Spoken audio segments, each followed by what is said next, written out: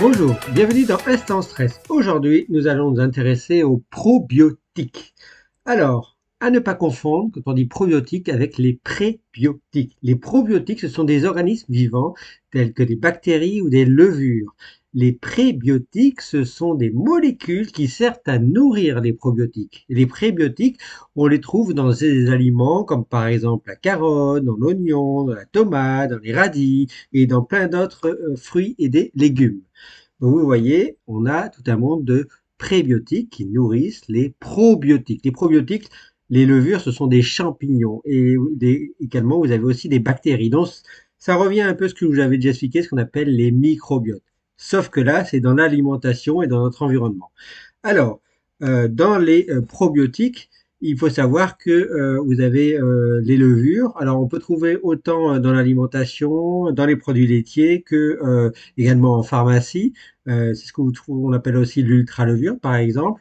Alors, c'est souvent la levure Saccharomyces boulardii ou Saccharomyces cerevisiae. Ces petites levures, elles sont ultra bénéfiques pour le microbiote intestinal. Et elles font partie des microbiotes intestinales. Ce sont des champignons bénéfiques. Alors, Saccharomyces cerevisiae, c'est ce qu'on appelle aussi la levure de boulanger. C'est celle qui fait le pain, le vin et la bière. Donc, vous voyez, elle fait plein de choses. Et puis, dans les probiotiques, vous avez aussi les bactéries. Et dans les bactéries, alors, c'est certaines bonnes bactéries. Comme je vous l'ai expliqué, dans nos intestins, on a des bonnes bactéries, par exemple les lactobacillus, les bifidobacterium, les streptococcus thermophilus. Et on a des mauvaises bactéries qui sont plutôt dangereuses, comme en très forte quantité, comme Escherichia coli, Escherichia coli, comme par exemple Helicobacter pylori qui donne des cancers gastriques. Eh bien, les probiotiques, ce sont des bonnes bactéries qu'on peut rajouter dans l'alimentation et qu'on trouve par exemple dans les produits laitiers ou qu'on trouve sous forme de comprimés en pharmacie quand on en a besoin.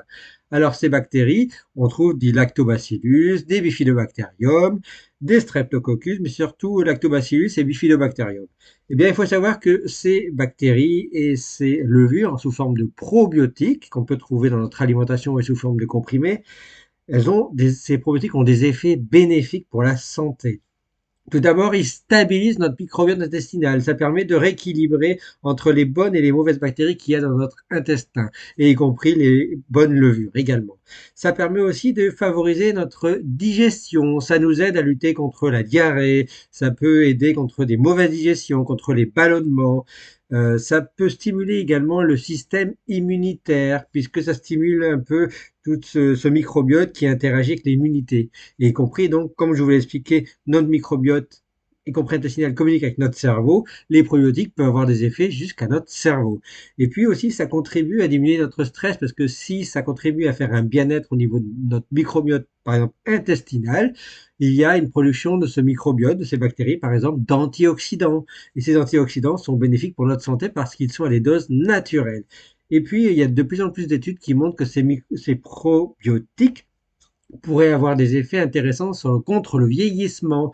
Et en particulier, il y a beaucoup d'études qui montrent que les lactobacillus et les bifidobacterium auraient des relations avec la longévité. Donc vous voyez, ces probiotiques ont de nombreux effets intéressants, alors sans en abuser trop, mais de nombreux effets intéressants.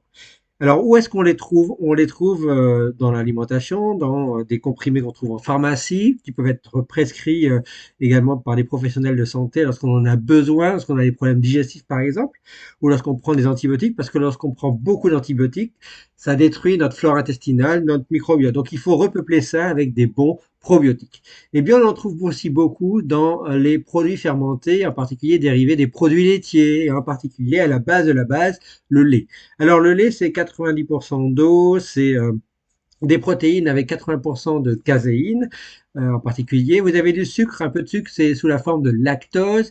Et puis vous avez beaucoup d'éléments minéraux, vous avez du zinc, du magnésium, vous avez du calcium, vous avez aussi beaucoup de vitamines. Donc les vitamines, ce sont des antioxydants. Et puis, alors, il faut savoir que, bien entendu, il y a l'intolérance qui existe au lactose. Il y a maintenant des produits qui existent sous forme de caséine qui sont plus des animaux, mais des sociétés qui développent de la caséine provenant des bactéries, par exemple, pour faire du fromage sans lait, par exemple, ça existe. Mais vous avez la base, la base, c'est le lait et les produits laitiers, et en particulier les yaourts et les fromages blancs. Et quand je dis yaourt, c'est yaourt nature. Et puis vous avez aussi tous les fromages et tout ce qu'on trouve dans ce qu'on appelle les ferments lactiques. Alors, attention, les probiotiques, c'est très intéressant dans les produits laitiers, en particulier dans ce qu'on appelle les yaourts nature. Mais un conseil, évitez les yaourts aux fruits. Les yaourts aux fruits, par exemple, sont des yaourts ultra sucrés. Un yaourt nature ne doit contenir que moins de 5 grammes de glucides. Un yaourt aux fruits, c'est 3 à 4 fois plus. Donc ça peut être à 3 à 4 morceaux de sucre dans un yaourt aux fruits. Si vous voulez un vrai yaourt aux fruits, vous savez quoi? Vous prenez un yaourt nature et vous mettez à l'intérieur une cuillère de confiture ou des morceaux de fruits. Voilà. Et puis méfiez-vous aussi, parce que tous les yaourts ont du gras, c'est normal, il y a des lipides, mais méfiez-vous des yaourts 0%. Les yaourts 0%, où il n'y a pas de gras allégé, c'est juste parce qu'en fait, ce gras est remplacé par des édulcorants. Les édulcorants, on sait que maintenant, ils commencent à avoir des effets néfastes sur notre microbiote, sur notre digestion, sur notre système digestif et éventuellement après sur éventuellement notre immunité et certaines pathologies. Donc, il vaut mieux éviter les édulcorants et donc pour ça, il vaut mieux éviter les yaourts 0%. Autant manger un bon, un vrai, un yaourt nature ou boire un verre de lait et faire attention évidemment si on n'est pas intolérant au lactose. En dehors de ça, on revient à ces fameux probiotiques. Eh bien, vous les trouvez dans le lait, vous les trouvez dans l'alimentation. Vous pouvez prendre des prébiotiques à travers votre alimentation si vous mangez équilibré. Et donc maintenant, vous en savez un petit peu plus pour mieux entretenir votre microbiote intestinal à travers ces fameux probiotiques qui sont des levures et des bactéries, à travers les prébiotiques que vous trouvez dans votre alimentation. En attendant un prochain instant stress, je vous dis que les bons probiotiques soient avec vous et en particulier que le bon stress soit avec vous. Voilà. Ciao, ciao, ciao.